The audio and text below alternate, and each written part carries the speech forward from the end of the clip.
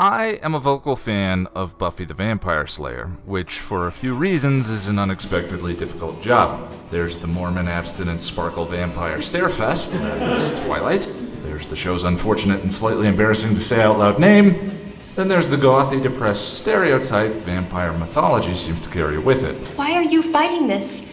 It's what we want. It's our chance for immortality. All of this lately makes the show a hard sell to my friends who haven't seen it, because they think Buffy is for teenage girls.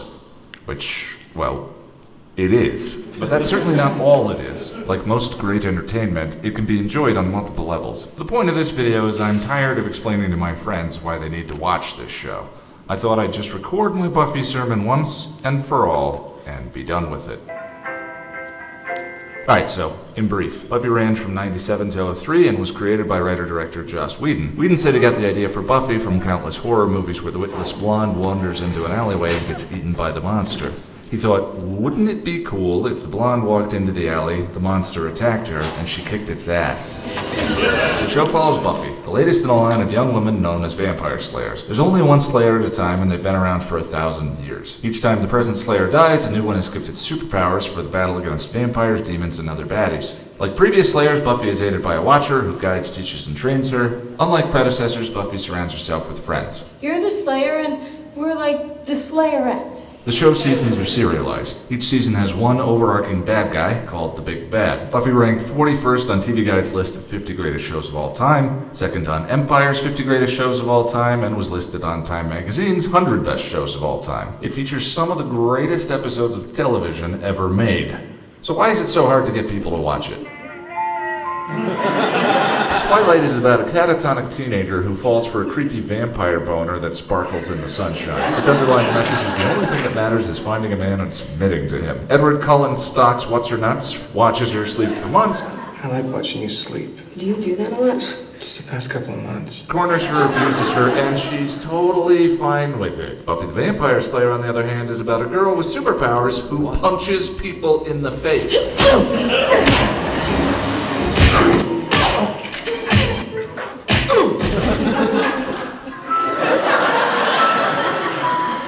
You don't have to be a fan of the genre to get something out of the show. Mostly the monsters are metaphors for specific obstacles that we all face growing up. For instance, within the show's mythology, vampires are soulless creatures that don't age. According to Whedon, the soul, as it's depicted in the show, serves as a moral compass. Lacking that, vampires are driven by purely selfish motives, which means they're incapable of moral development. In other words, they can't grow up. You were my sire, man! You were my Yoda! Things change. Not us! Not demons! So Buffy being the Slayer allows her to kill vampires, metaphors for her personal demons that could prevent her from growing up. Anyway, the point is the monsters are not an end in and of themselves, but rather they are the medium for considering complex topics of morality, isolation, sexuality, and meaning. Also, they are things for her to punch in the face.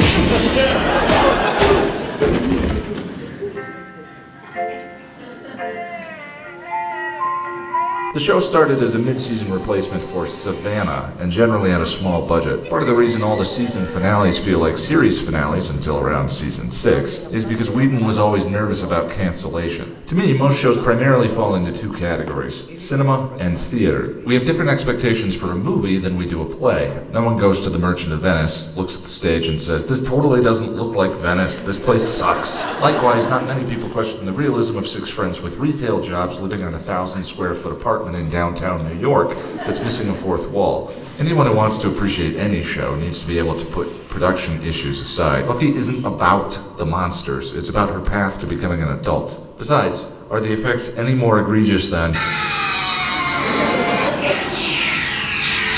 On the house! What are you gonna do? Moisturize me? With acid.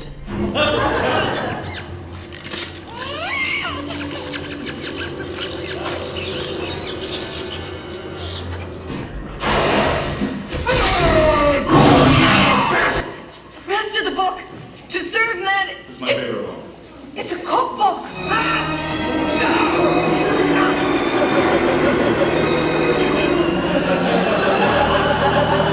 I don't know what to do with my hands! Remember, mid-season replacement on a shoestring budget. The first season is... rough.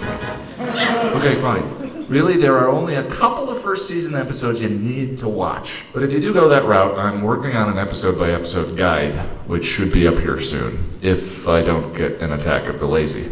Get through the first season. And I suggest the second. If you give it a good effort, and by the end of the second season you still think it's not a show for you... That's fine. I get that, but you're wrong and I hate you.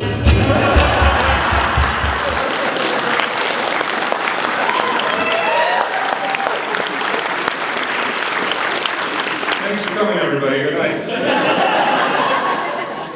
Okay, so since then I've gone on to produce an episode for to produce a video for every episode of the show up through season 3, episode 17. Though the episode guide has been on hold for the last month for this presentation. Now, Joss Whedon created in Buffy a densely layered series that all filters down from the primary metaphor of the Slayer role being the symbol for adulthood or becoming an adult. And from there, each season has its own specific individual theme. And all of them are sort of specific aspects about growing up, which sort of ends around season 5. And then season 6 has more, and 7 has more to do with being an adult and adulthood. Now, there's no way in hell to cover all 7 seasons in the next 30 to 40 minutes. 30 minutes. So what I'd like to do instead is to focus on season 2, the metaphors in season 2 and how they inform that theme. And then we're going to go around and talk about the underlying sort of dense existential philosophy that Whedon employed in the show. Now personally, I'm terrible about picking up on metaphors and symbols in the show as I'm watching it within the flow of the show itself. But when you consider from a top-down perspective the theme, it becomes very, very easy and self-evident picking up on sort of what stuff is supposed to mean at what point. So in season 2, I mentioned that the season itself is about learning to act with authenticity and integrity, which is very broad. From a ground level perspective, Buffy is going through adolescence. She's experiencing a sexual awakening and the temptations that come along with that, which kind of pull her away from her Slayer role. In this case, the temptation comes in the form of Engel himself. Now, of course, about halfway through the season, they end up having sex, and there are dire consequences to it. By the way, in case anyone didn't realize, I'm going to spoil a lot of stuff. So, I hope you've all seen the show. So halfway through season 2, she and Engel do have sex, and as a result, his cursed soul leaves, and he becomes the actual bad guy for the season 2. And that, for me, was where I really got hooked on the show, because I'd never seen a show before where they spent so much time with this good character and then made him the bad guy like that. Lost my place already. Now, the season may appear to be anti-sex, but I think it's actually pro-responsibility. The Slayer role represents adulthood, and Buffy's sort of dalliance with Engel is a distraction and pulls her away from that. Not only that, but her identity ends up becoming consumed by her relationship with. So you don't think about the future? No. Never? No. You really don't care what happens? Oh. Technical difficulties. This is why we practice. It's back. It's back in. Oh, there we go. Try it again. Oh, back up 1. Go forward 1. Forward 2. Isn't life fun? So you don't think about the future? No. Never? No. You really don't care what happens a year from now? 5 years from now? You know, when I look into the future, all I see is you. Now, bearing in mind those themes, let's take a look at a couple of episodes and consider how those metaphors sort of foreshadow and inform what's going to happen in season 2. So early on, we get the introduction of Spike in School Hard. And this little clip that I'm about to show is one of my favorite sort of underhanded visuals. Get out of here! Be nice!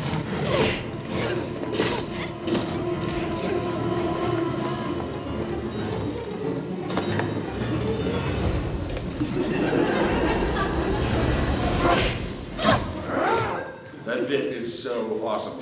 So Buffy asks for a steak. Xander runs in and pulls out of her purse a yo-yo, a tampon, and a steak.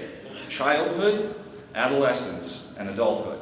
And it's also significant that Xander is the one who reveals the symbol to us, reacting in a manner as someone who has considered Buffy as a romantic partner, but not as a sexual being. Later in that episode, as Spike and Buffy face off, Spike's innuendo is the opposite end of the spectrum. It's all about spoiling adolescence and virginity. 3, 5, 4, fum. I smell the blood of a nice, ripe girl. Do we really need weapons for this? I just like them. They make me feel all manly. He's so good. I'll tell you what. As a personal favor from me to you, I'll make it quick. It won't hurt a bit. Now, I'm pretty thick, but the first time through, I really didn't catch a lot of that stuff. And then sort of considering the sexual stuff in the season, I went, oh, it's so obvious. So Spike, the monster, and the big bad represents the far end of Buffy's male spectrum. He's completely consumed with her in that scene as a sexual object. He's holding a giant phallus. As a vampire, he obviously references blood, but his reference to her as a ripe girl connects us back to the scene earlier where Xander pulls the tampon out of her purse. And as the big bad of the season, his consuming focus on her sexuality and nothing else frames the writer's perspective for the season, along with the necessity of Buffy defeating him and what he represents. Now, in Reptile Boy, Buffy shirks her Slayer duties, ends up in a frat house basement chained to a wall, being fed to a giant reptile penis monster. By the way, if you're looking for meaning in Buffy, always pay attention to when they're in the basement, because nothing good ever happens in basements on Buffy. Incidentally, the monster on the episode was named Makita, which is the name of the tools that were used by the people who built the sets for the show. Makita, tools. Now, in Bad Eggs, the sex ed teacher hands out eggs to the students, which are supposed to introduce them to the consequences of teenage sex. And the eggs themselves represent children. And Buffy misses class. So, there you've got a metaphor in a metaphor. The children are an egg, the egg is supposed to be a child, and Buffy missing a class about the consequences of sex. In a season that has dire consequences for sex with Engel, is heavily foreshadowing what's about to happen in the season. And of course, the eggs turn alien and start attacking people to really nail that point home. To top it off, the source of all the badness turns out to be a, for lack of a better term, giant wet vagina dentata monster that eats a male vampire. So, after that leads us to the two-parter Surprise and Innocence, where Buffy and Engel have sex, Engel loses his soul and becomes the bad guy for the rest of the season. Now, I think when you approach these symbols from a top-down perspective, they're really self-evident, whereas sort of within the flow of the narrative, they may seem sort of on the nose, but on the nose about what? It's through the realization of the metaphor that the show's driving philosophy becomes apparent. So, it's significant to note that all of this is driven by a very specific philosophy that stitches everything together.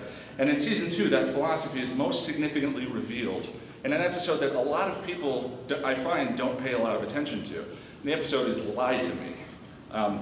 It's one of the sort of less famous Whedon written and directed episodes in the season. Everyone knows Once More with Feeling and the Body and so forth. But a lot of people forget about this one. So in Lie to Me, Buffy runs into Ford, a friend of hers from Henry High School. Incidentally, Henry High School was the school she went to in the Buffy the Vampire Slayer movie. Ford worms his way into the Scooby Circle while simultaneously striking a deal with Spike to turn Buffy over to him. He traps Buffy in a basement with a bunch of other people and reveals he's dying of cancer. While Buffy tries to find a way out of the situation, she and Ford have the most philosophically relevant conversation in that season.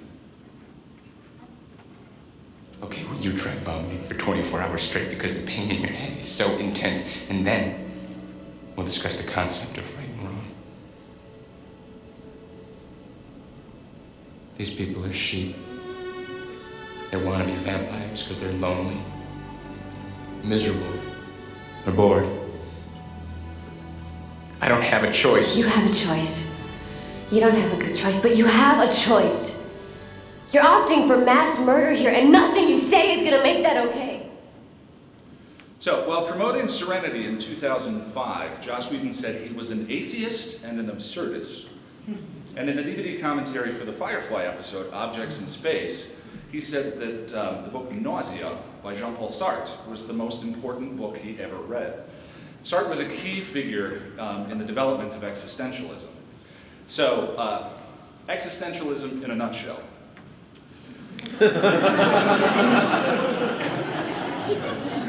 One of the basic principles of existentialism is the universe is indifferent to you. There is no intrinsic meaning, no finish line, no ultimate goal. An existentialist sees that as both terrible and wonderful at the same time. It's frightening that the universe lacks intrinsic meaning, but it also suggests that we are free to create meaning through our choices as individuals. Not only that, but we're required to make choices in our lives, because if we don't, there is no meaning. The power to live a meaningful life rests inside each of us. So, back to that conversation between Buffy and Ford. For sure, the universe is indifferent to Ford. It has given him cancers that he says in the episode are liquefying his brain. And Ford says, I don't have a choice. This is what an existentialist would call acting in bad faith. Individuals can never escape or have, I'm going to actually just read this one because it's a little wordy. Individuals can never escape or have taken from them their freedom to choose, even in overwhelming circumstances. If you assume one choice you have takes undeniable precedent over another, then you have made yourself an object in the universe at the mercy of its circumstances. That's Sartre. To put it another way, I don't have a choice. You have a choice. You don't have a good choice, but you have a choice.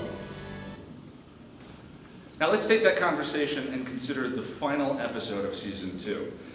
Buffy's passionate love, Engel, has been restored. And if she doesn't kill him, the universe will be dragged into hell. And Buffy always chooses. Now Whistler, in this 2-part episode, with the character Whistler, has a more elegant way of summing up this entire conversation. Here's the thing. There's moments in your life that make you, that set the course of who you're gonna be. Sometimes they're little, subtle moments. Sometimes they're not. Bottom line is, even if you see them coming, you're not ready for the big moments. No one asks for their life to change. Not really. But it does.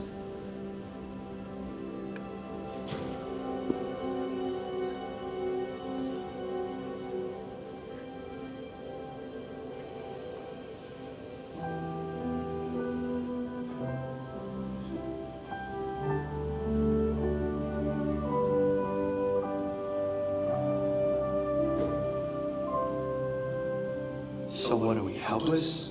Puppets? No. The big moments are gonna come, you can't help that. It's what you do afterwards that counts. That's when you find out who you are.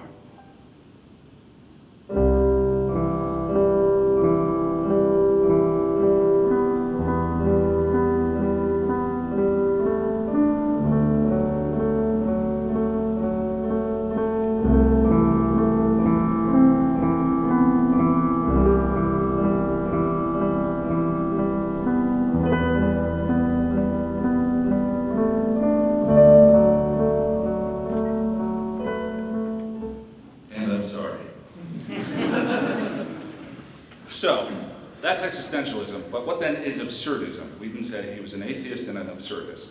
Absurdism shares a common template with existentialism in that there is no intrinsic meaning to life, but also that it's a part of the human condition to look for meaning. To get into that further, let's take a look at a trio of episodes in season 3.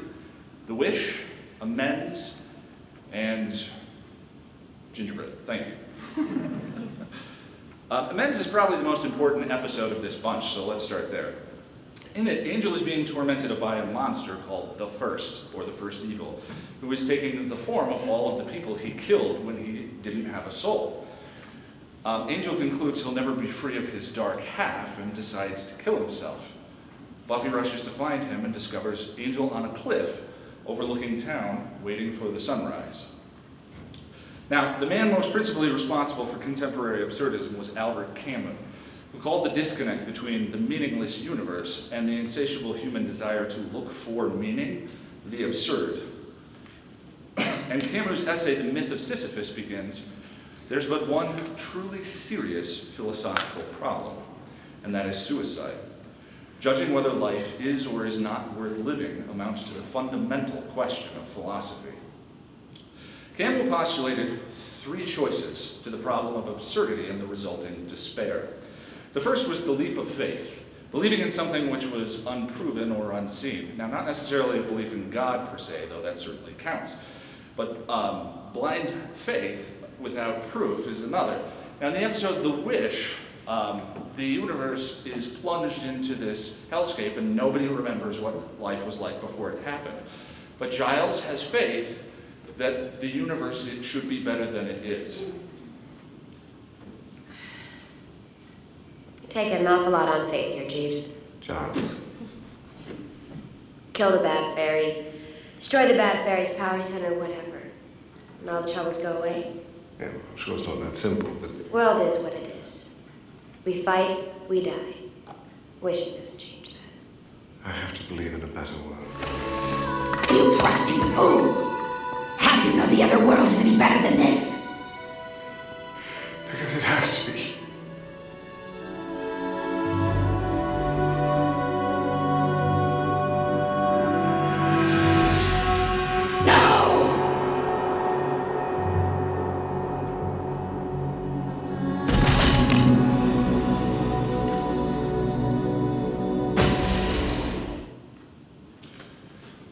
So Giles retains hope, and it's he that ends up reversing the spell and saving the day. But Camus was an atheist, and at this point in the series, it's unclear whether the Buffyverse has a deity or an afterlife. Even if it did, probably wouldn't help Angel that much in Amends, because he probably can't get into it, what with the demon in him and all.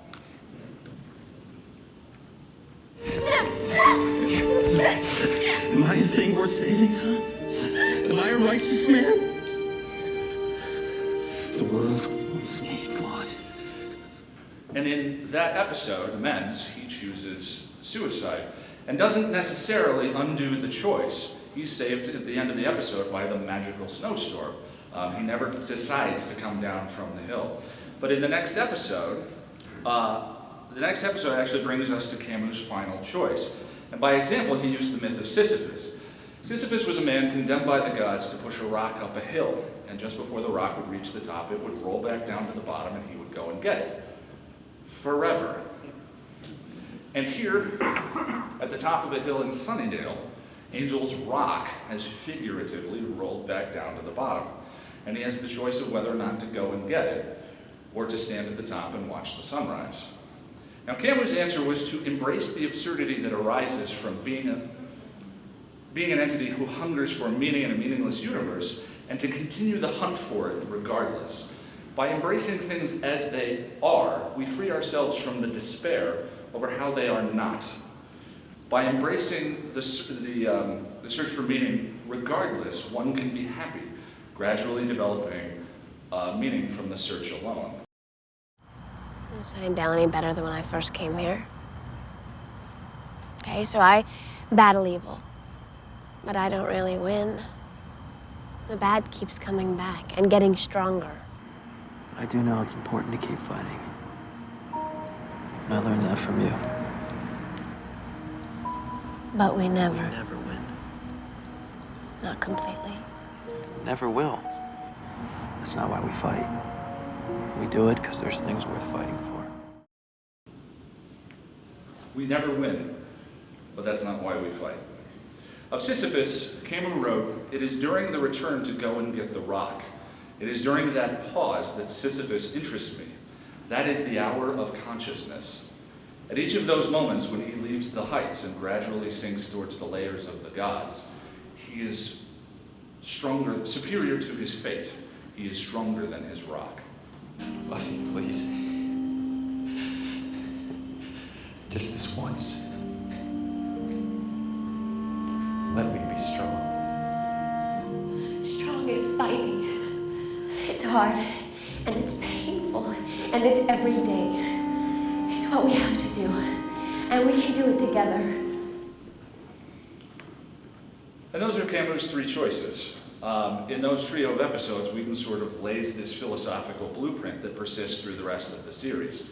The three inevitable choices: hope, I have to believe in a better world. suicide, The world wants me gone. and embracing absurdity. I do know it's important to keep fighting. And I learned that from you. But we never, Never win. not completely. Never will. That's not why we fight. We do it because there's things worth fighting for.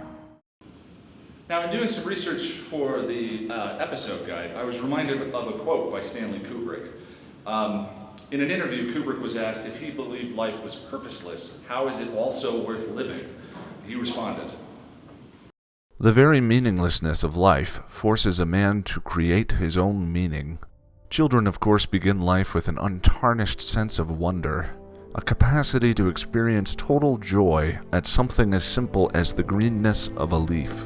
But as they grow older, the awareness of death and decay begins to impinge on their consciousness and subtly erode their joie de vivre, their idealism, and their assumption of immortality. As a child matures, he sees death and pain everywhere about him, and begins to lose faith in the ultimate goodness of man. But if he's reasonably strong and lucky, he can emerge from this twilight of the soul into a rebirth of life's elan. Both because of, and in spite of his awareness of the meaninglessness of life, he can forge a fresh sense of purpose and affirmation. He may not recapture the same pure sense of wonder he was born with, but he can shape something far more enduring and sustaining. The most terrifying thing about the universe is not that it is hostile, but that it is indifferent. But if we can come to terms with this indifference and accept the challenges of life within the boundaries of death, our existence as a species can have genuine meaning and fulfillment. However vast the darkness, we must supply our own light."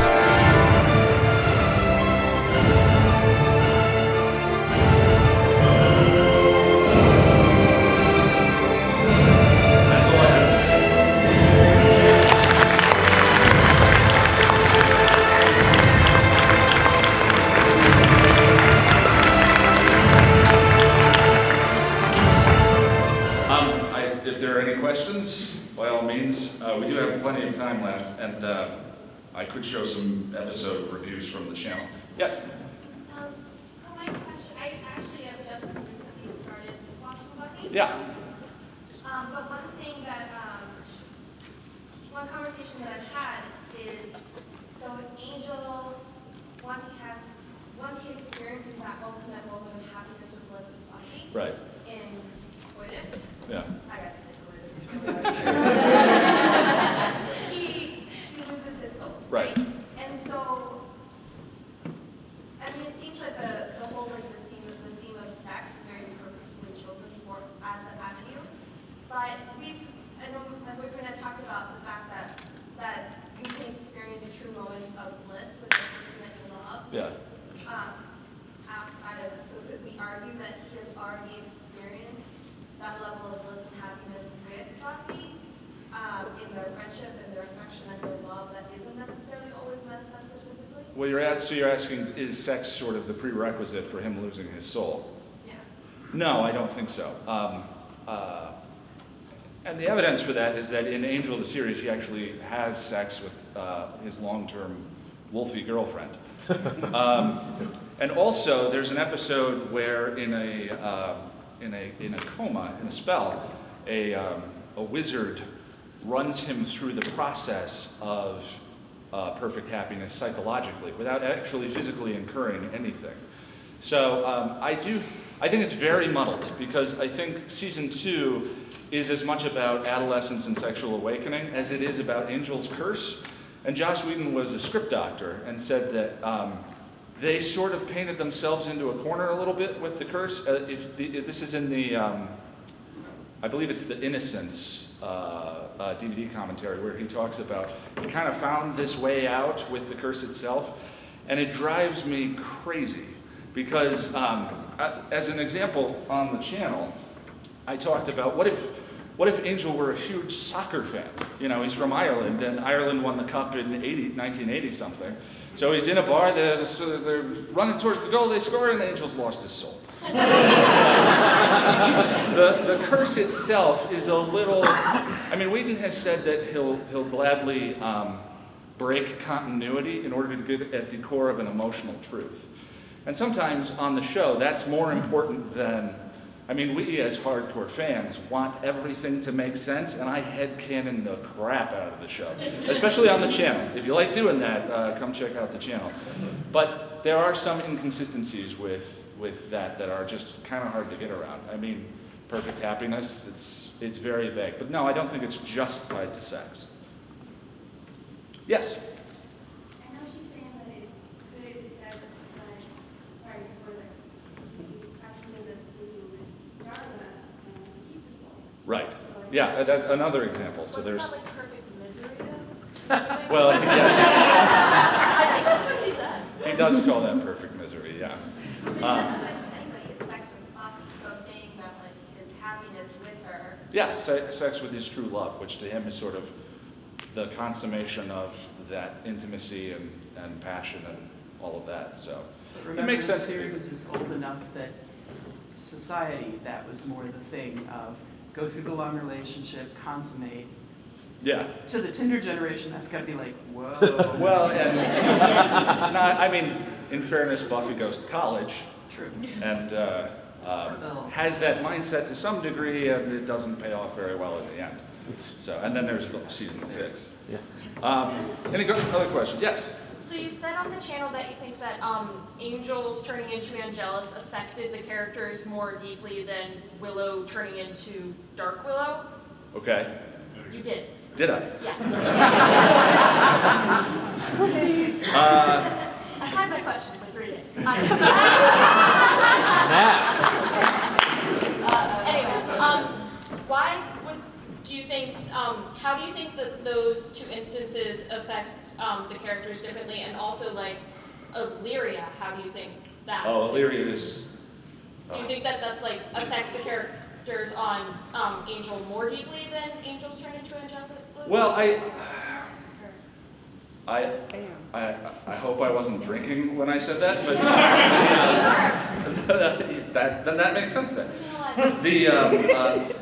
I'll just sort of, this is more of an opinion thing than sort of speaking concretely about anything, but I think that Angel's turn in season 2 was sort of more of a surprise.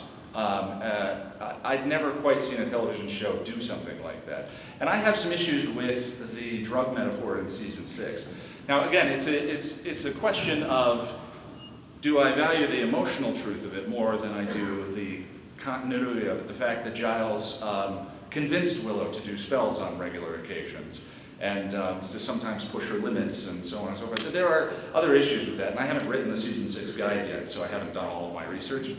But that might be what I was referring to about that itself. Otherwise, I just said something really stupid, and I apologize.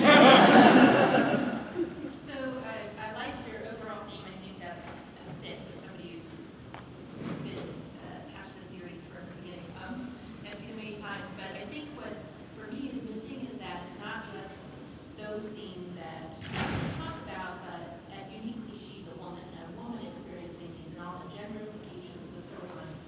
And that becomes very clear, I think, in episode 6 or season 6 and 7, even the big moments that happen toward the end of those particular seasons to me are about archetypal women versus male power. Yeah. And there's a lot of that comes in there. And so I wonder if that's the direction we'll take, and to me it seems to be what's missing from how you present them. No, I agree. There are 1,000 different ways to talk about the show, and for this particular one, I just chose philosophy and metaphor. Philosophy because it's most comfortable for me. This season, for the season 3 guide, I started diving into more of the feminist aspects of the content itself. Specifically in the episode Helpless, when the Watchers Council takes Buffy's power to run her through the Cruciate? I'm forgetting the name of it right now. But my argument in that was that it was very poorly motivated, and the Watchers Council are sort of this symbol for the patriarchy. And they are expressing their dominance over her. I mean, she is their instrument. And not only that, but in season 3, she's turning 18, and that episode specifically is her 18th birthday, which is the symbol, which is, in our country, the symbol for independence and being on your own. And so they put her through this test, which in all likelihood, she's more likely to die from than to not, and she comes out on top. And that suggests that the power, which is traditionally masculine that she has, is not at all special, was my sort of take on that. But the feminist topics will grow more and more the deeper into the season that we get. But I agree with you, there are many ways that we could have talked about it. And I get requests to do them in a lot of different ways all the time. Anyone else? Yes? I was wondering, I haven't watched all of Buffy obviously, but did it ever explore into nihilism or pessimism? Season 6 is all about nihilism. I mean, arguably, the big bad, Whedon has said that the big bad for season 6 is adulthood. And I would take that one step further, is the big bad for season 6 is depression itself, and how we deal with it through self-destruction in terms of Buffy and Spike, and which the episode where they have sex is called Smash. And self-medication, which is Willow through her through drugs, which in the case of that story is magic. So I think it's very, very well covered in that season itself. And that is the existential crisis season. Most people, the burger episode is one of the lower ranked ones, but as someone who has worked in food service and has to show up multiple times a week to just a soul-sucking job, that episode spoke to me very deeply. I love it. The one thing that I think is interesting is that I have found that depending on the age people were at and their way into the show, it sort of changes what their favorite episodes, what their favorite seasons are. I watched Buffy for the first time 4 years ago. And so season 6, which is all about just paying bills and going to work and all of that, just spoke to me very deeply. I got nostalgia from the first 3 seasons, but I didn't get that, wow, this show is about me, as people do. But I think one of my close friends, he watched the show in high school as it was airing, and his favorite seasons are those first high school seasons. There's variance within that, but. I'd be curious to hear about your approach to unpacking these episodes, unpacking the meaning of these shows, because it's so when you're watching media, it's really easy to see the superficial things and watch the explosions and watch the lights and the shiny things and get distracted. How do you see the deeper layers? Well, each 10-minute video for the channel takes around 20 hours to produce. So watching one episode takes 3 to 4 hours of sitting there. There's an episode that begins with Giles and Buffy in a graveyard, and I love the trick. The show's all about inverting ideas, and Giles is standing there with a huge tome and reading to her in front of in the cemetery, and he says, "Which of the following best describes the theme of the passage?" And the answer to he's quizzing her about the SATs in the graveyard, and the answer to the question was entropy. And I paused it, looked up the meaning of entropy, and got sucked into this internet wormhole about, entropy is all things tend towards chaos. And in that episode, Ethan Rayne appears. And Ethan Rayne is the symbol for chaos. He's not, he watches someone get their neck broken in that episode, and he recoils from it, because he's not evil, he's chaos. And that, hence the definition of entropy in the first bit. So writing the rough draft of the script takes about 3-4 hours, and then I get a lot of broad ideas. But Buffy I'm simply not that smart.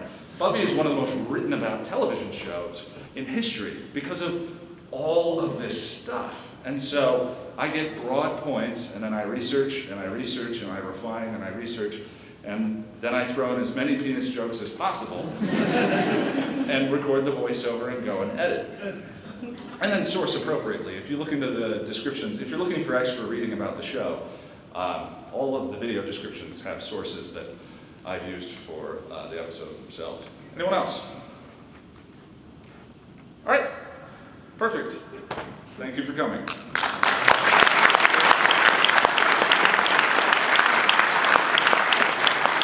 Woo.